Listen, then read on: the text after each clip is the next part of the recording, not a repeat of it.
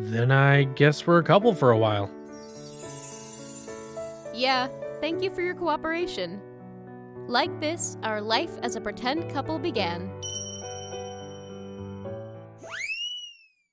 nanakuma. My name is Honoka Masuda. I'm just a normal office worker.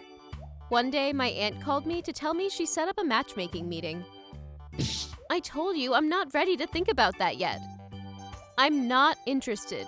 And is there a reason why I have to hurry and get married like that? Why not? Just try meeting him. Just meet him once. You always say that, but do you know how many of these we went through already this year? Why do I have to spend my day off at a matchmaking meeting? You're probably spending it alone anyway. Makes no difference whether it's a holiday or not. Come on, it's a good chance to at least meet someone. But she hung up the phone again before I was able to decline. I know my aunt isn't a bad person, but she couldn't understand my feelings for not choosing to get married even at this age. This was my issue recently. I wanted to spend some slow, lazy time on my day off. Yes, when I hear about my friends who have boyfriends or families, I do get a little jealous sometimes. But because marriage isn't my top priority, I was left single at this age while the people around me started getting married. I did have boyfriends before, but since I broke up with my last a few years before, I haven't had a partner since. Maybe I'm the type who doesn't really need romance. I was the type of person who thought that if I met someone nice as I lived my life naturally, I would like to bear fruit with that person if destiny leads me to. But my aunt did not think the same way. She believed that life came with the necessity of a partner. If there's no specific reason, you shouldn't be alone. Because she thought this way, she didn't understand the way I thought, which was, if there isn't someone I want to spend my whole life with, being alone is perfectly fine. On top of that, my aunt was very persistent in telling me she had good news. She would always say the same thing on the phone and tell me about a matchmaking meeting or an encounter. I work on the weekdays and would prefer spending my weekends laid back and alone. This was troubling me quite a lot. But still, my stubborn aunt wouldn't listen to anything I say. I was already tired out. You look very tired. The person who came to talk to me was the master of the cafe I started coming to often since a few years back. His name is Yasuki-san. Because a life of just going to work and going back home would kill me, I often came to this cafe to ease and maintain my heart and soul. When I had something to think about, or when I just didn't want to stay at home alone, I would come to this cafe. Yeah, I am. I'm not doing well with my aunt.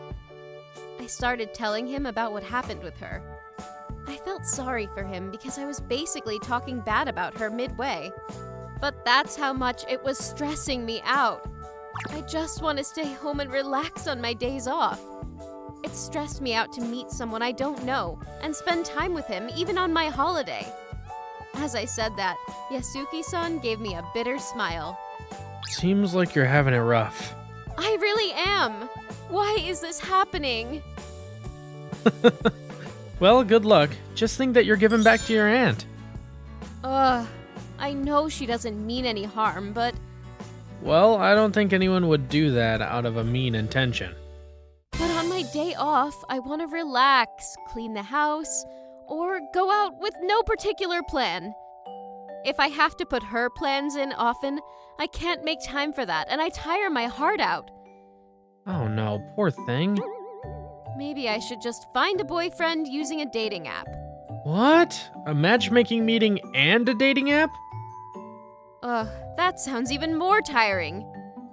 Yeah, you shouldn't. You'll be tiring yourself out even more. That's true, but if I don't do that much, my aunt will continue bringing me these plans like an all-you-can-eat buffet. An all-you-can-eat matchmaking meeting. Already. All-you-can-eat matchmaking? Interesting way to put it. Yeah, but it does seem quite troublesome. I'm being saturated. Before, when I told her there was someone I liked, she demanded evidence and proof. can't use the same excuse twice, so I really don't know what to do. Then should I become your pretend boyfriend? Come on, Yasuki-san. I'm sorry I made you say that. My bad. Well, I do feel sorry for you. You shouldn't. I'm totally a cornered rat right now. I could even bite some straw. You got a cornered cat will bite a cat, and a drowning man will catch at a straw mixed up. And a rat might actually bite a straw. Too realistic. I forgot to doubt it once. That's true. Huh? Then, am I really allowed to accept your offer? Well, if I didn't want you to, I wouldn't have offered. Yasuki-san! What? Your eyes are glistening with hope. I mean, I never thought anyone would help me and give me advice like this. I will ride the life-saving boat. I'm a drowning mouse. You've got all your idioms mixed up. But are you really sure about that? To be my pretend boyfriend? That slightly pushy side of you probably comes from your aunt, huh? No problem. I can be your pretend boyfriend. Yay! What you should have when in need is no doubt a cafe master. Honoka, you have a weird sense of wording. It's funny though. I love books, that's why. I see. I remember when you first started coming here, you would always have a book in hand. Oh, but I still do now, don't I? Ah, that's right. I guess you stopped reading books here because I talked to you? Oh, am I bothering you? No, of course not. I like talking to you too. If I really wanted to read a book, I wouldn't come here. I'd go somewhere else or stay home. I see. And are you sure about this? To be a camouflage couple? Yeah, that's fine. My aunt would definitely demand to meet you, but are you okay with that? Are you really sure? Wow, she really is pushy, isn't she? Yeah, should be fine. Oh, yeah! Then I ask for your help. With that, we successfully became a camouflage couple. It really went as you predicted, huh? I know, right? Sorry. No, I agreed to it. When I told my aunt that I got a new boyfriend, she said, "Let me meet him." And things were moving at an incredible speed. My aunt came all the way to the cafe to meet Yasuki-san and showered him with questions. I got a message from him about this and hurried to finish my work in triple time speed. After I clocked out of work at 5 p.m. and arrived to the cafe where Yasuki-san was at, the two were already having a peaceful discussion. Wow, he coaxed her already. Yasuki-san's got some skills. With that, my aunt for some reason said, "I'm so excited to see my grandchild's face," and went home. And passed like a storm. She said her grandchild's face. She sounded like my mother.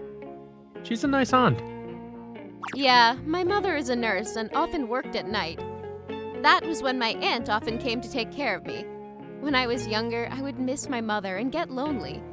So maybe that was when my aunt started thinking I hated to be alone. Because of that, she thinks that I need a partner. But I found out that she is a kind person with a whole lot of love. And you can't rebel to her either. That's right, she truly wishes for my happiness, and I love her too after all. That's what makes this worse. Worse, huh? My mother, on the other hand, respects my decisions though. Maybe that's why... Huh? Maybe she's worried that your relationship with you and your mom is too dry? I see. Yeah, I remember her saying something about that, because both you and your mother aren't the type to talk to each other actively. That if she left you two alone, you two barely talked. Barely talk, huh? Yeah, we do have such tendencies. We barely meet each other. I see. So, Auntie was worried about Mom too, huh? It seems like it. Well, good though? With this, you can finally spend your leisurely day off. For real? Thank you, Yasuki-san. Let me do something in return. Is there anything you want to eat or have? I can't think of anything in particular. Can I think about it for a while? Of course! I shall never forget your kindness. You sometimes sound like an old Japanese warrior. I owe you my life, my savior. Okay, you don't have to go warrior mode. Sorry. Then, since things settled for today, I'm going to go home. Yep, careful on your way home. After I finished paying for my drinks, Yasuki-san escorted me to the door. Just when I was about to open the door to go home, he suddenly pulled my arm from behind. Huh? Yasuki-san's face was right in front of me. Ah! Is this the heart-fluttering push against the wall? It seems like people go into escape mode when they are panicking too much. I couldn't understand what was going on and completely froze. At least react a little. Yasuki-san's words finally woke my head up, and I was able to grasp the situation. I was so surprised. I hoped I could make your heart flutter a little bit. What a silly man you are. I really didn't know what was going on. It's the push against the wall you see in romance movies. Right. I understood that. You zoned out. I mean, I really was surprised. Didn't your heart flutter? I was just too surprised. If I had the hiccups, that would have stopped it for sure. Okay, fine. Please be careful on your way home. After I walked a little from the cafe, I made a slight stop. My heart suddenly started thumping hard, as if remembering what just happened.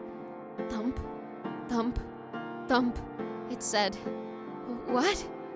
What was that? I was really surprised.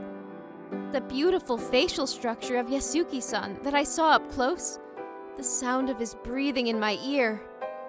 I was in panic, because I thought, he will find out that I have feelings for him. The truth was, I liked Yasuki-san, but honestly, I didn't know what to do.